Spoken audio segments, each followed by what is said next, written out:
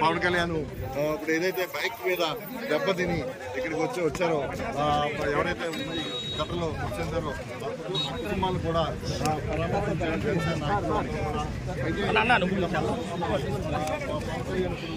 ఏదైతే స్పాట్ ఉందో స్పాట్ లో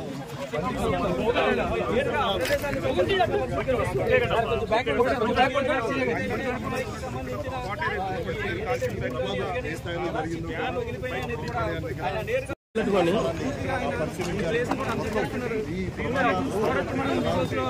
డిప్యూటీ సీఎం పవన్ కళ్యాణ్ ఎందుకు జరిగింది ఏంటని కూడా కారణాలు అడిగి అధికారులు తెలుసుకున్నారు.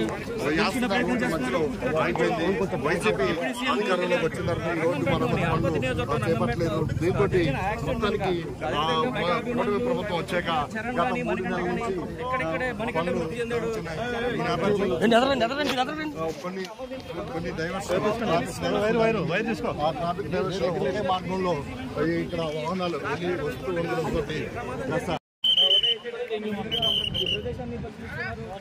ఇక్కడికి మరికొద్ది సేపట్లోనే డిప్యూటీ సీఎం పవన్ కళ్యాణ్ చేరుకుంటారు.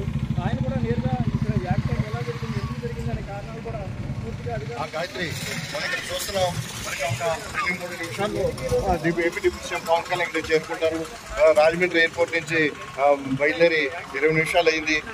ఇప్పుడే పరిశీలిస్తున్నారు. పవన్ కళ్యాణ్ ఏదైతే ఏడీబీ రోడ్డు ఉందో రాజానగర్ నుంచి ఇటు పెద్దాపురం అలాగే సామర్లకోట పిఠాపురం వెళ్ళడానికి సంబంధించిన రోడ్డు ఇప్పుడే పవన్ కళ్యాణ్ ఇక్కడికి చేరుకుంటున్నారు. ఇది ఏదైతే